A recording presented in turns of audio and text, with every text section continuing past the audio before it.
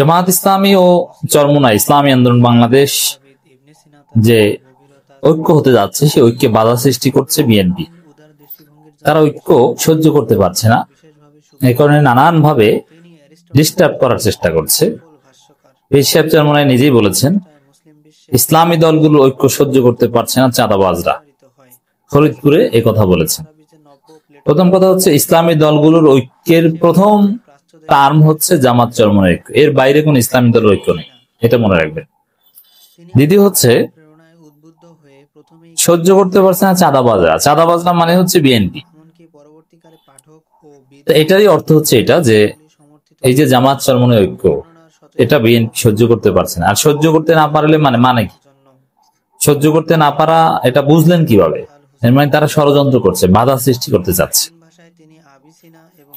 কিন্তু মজার বিষয় হচ্ছে, পীর সাহেব চরমোনাই তো আগে থেকেই ঐক্য প্রয়াসী। শায়েখে চরমোনাইও এখন প্রতিজ্ঞাবদ্ধ, তোমরা যতই বাধা সৃষ্টি করো ঐক্য হবেই। জামাতও প্রতিজ্ঞাবদ্ধ, যতই বাধা সৃষ্টি করো ইসলামপন্থীদের ঐক্য হবে। কারণ সবাই স্পষ্ট বুঝে গেছে যে রাজনীতিতে ইসলামপন্থীরা বাদে সবাই মোরাললেস বাটপার। দুনিয়ার স্বার্থের যে রাজনীতি, স্বার্থের জন্য যে কোনো সময় পল্টি মারতে পারে। ইসলামপন্থীদের ঐক্যই হচ্ছে একমাত্র সমাধান, দীর্ঘমেয়াদী পজিটিভ রাজনীতি। এটা জামাত হারে হারে টের পাচ্ছে, চরমোনাইও টের পাচ্ছে। সহজ হিসাব তো জামাতের সামনে আছে যে বিএনপির সাথে দীর্ঘ 25 বছর জোট ছিল, সুখ দুঃখ ভাগাভাগি করেছে, একসাথে জেল খেটেছে, মজলুম। সেই বিএনপি এখন জামাতকে বলছে রাজাকার। সূর্য কোন দিক থেকে উঠলে এটা সম্ভব? কোন স্বাভাবিক হিসেব নিকাশে এটা সম্ভব? বিএনপি একটা দল হিসেবে কতটা মুনাফিক হতে পারে? সারা জীবন যে রাজাকারদের সাথে চললো, কথিত রাজাকার, তাদেরকে বুকে জড়িয়ে ধরলো, তাদের সমর্থনেই, তাদের করুণায় 2 বার ক্ষমতায় আসলো, আজকে তাদের বলে রাজাকার। আপনি বিরোধিতা করতে পারেন, কিন্তু একটা লিমিট তো আছে। আপনি বলেন যে জামাত ভালো না, অযোগ্য, ভোট দিবেন না, কিন্তু রাজাকার, বাংলা ছাড়, এই আওয়ামী ভারতীয় ন্যারেটিভ, যেটা একদম লিমিট ক্রস। বোঝা গেল যে আসলে স্বার্থের জন্য যে কোনো সময় যে কেউ যে কোনো অবস্থান নিতে পারে। এই জন্য সমাধান একটাই, ইসলামপন্থীদের ঐক্য, প্রকৃত ইসলামপন্থীদের ঐক্য। আবার ওই সকালে ভাঙে বিকালে ভাঙে ওইরকম ইসলামপন্থী না। বাংলাদেশে পরীক্ষিত ইসলামী দল 2টা, জামাত ইসলামী এবং ইসলামী আন্দোলন বাংলাদেশ। কারণ কি? দেখেন, অন্য যে দল, এটা সকাল সন্ধ্যা ভাঙ্গে, সারা বাংলাদেশের কর্মী নিয়ে 10,000, এদের 3 গ্রুপ, খেলাফত মজলিস অমুক, খেলাফত মজলিস তমুক, জমিয়তে উলামায়ে ইসলাম অমুক তমুক, আবার ইসলাম ঐক্য জোট অমুক, ইসলাম ঐক্য জোট তমুক। সবগুলো দেখবেন যে কয়েক ভাগে ভাগ, সকাল সন্ধ্যা ভাগে। নিজাম ইসলামের অমুক বের হয়ে গেছে, তমুক এসেছে। এর মানে ওগুলো দরবার ভিত্তিক স্বার্থের হিসাব নিকাশ। সেই মুফতি ফয়জুল্লাহদের মতো বিপ্লবী নেতা আওয়ামী লীগের সাথে গেছে। আপনি চিন্তা করছেন কি ধান্দাবাজ হলে এটা করতে পারে? এই 24 সালে ডামি নির্বাচনে গিয়েছে, এখন অনেকে বিএনপির পিছনে করে, বিএনপি তাদেরকে সিট দেওয়ার কথা বলে। এই জায়গায় এগুলো সব কিছু ব্যক্তি কেন্দ্রিক, কিছু মাদ্রাসা কেন্দ্রিক, কিছু পয়সাপাতির ভাগ বাটোয়ারার দল। আজকে আছে কালকে নাই, ওগুলো কোনো শক্তি না। দেশব্যাপী সংগঠন তো দূরের কথা, একটা জেলায় ঠিক মতো সংগঠন নেই। দেশব্যাপী সংগঠন আছে এবং তারা টিকে আছে এবং তাদের ভাঙা সম্ভব নয়, এবং একটা সিস্টেম গড়ে উঠেছে তাদের মধ্যে। এরকম ইসলামী দল মাত্র 2টা, জামাত ইসলামী এবং ইসলামী আন্দোলন বাংলাদেশ। অর্থাৎ ইসলামপন্থীদের ঐক্য মানে হচ্ছে জামাত চরমোনাই। তাদের সাথে যারা থাকবে থাকবে, না থাকলেও সমস্যা নেই। জামাত চরমোনাই ঐক্য হলে ইসলামপন্থীদের ঐক্য হয়ে যায়। এই ঐক্য তো বিএনপি ঠেকাতে চাইবি। কারণ আমি যেটা নানান আলোচনায় বলি, বিএনপি পরাজিত হবে কাদের কাছে? জামাত চরমোনাই এবং এনসিপির কাছে। ইসলামপন্থীর ঐক্য হলে বিএনপির ভোট চুরির রাস্তা বন্ধ হয়ে যাবে।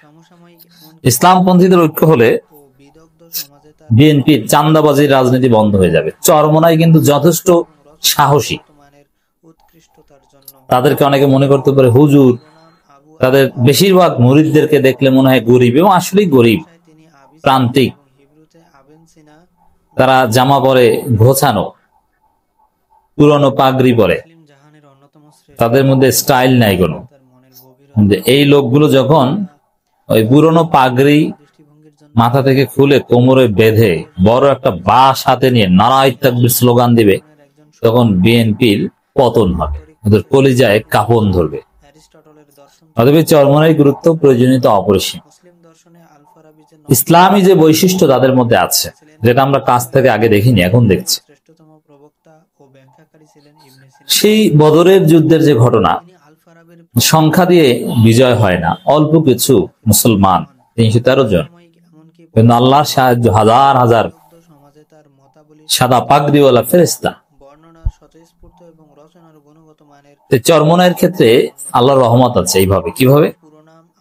আমি বলছি না যে চরমোনাইয়ের সাথে কারো মারামারি বাজলেই ফেরেশতা চলে আসবে, না, আসতে পারে, নাও আসতে পারে, জামাতের সাথে আসতে পারে, নাও আসতে পারে, বা এটা আল্লাহর কোনো ধারাবাধা নিয়ম না। আল্লাহ রাসূলকেই যে সবসময় ফেরেশতা দিয়ে হেল্প করেছেন, না,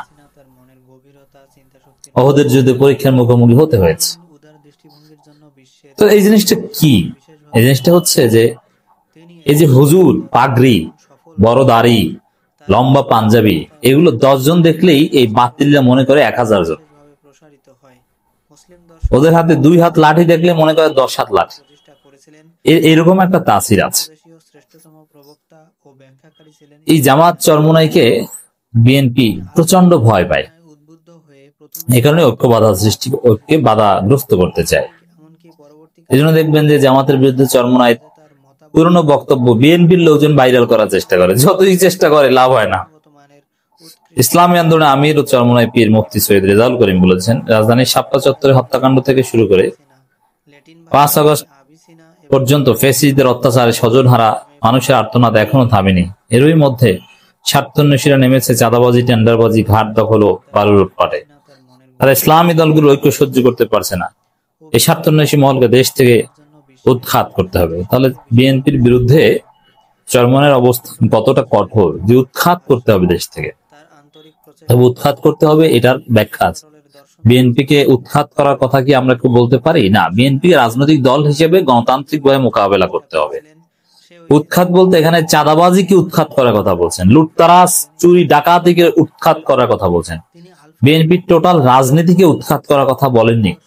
বিএনপি গণতান্ত্রিক দল হিসেবে থাকবে, জনগণ ভোট দিলে তারা ক্ষমতায় আসবে, কিন্তু চাঁদাবাজিটা থাকতে পারবে না।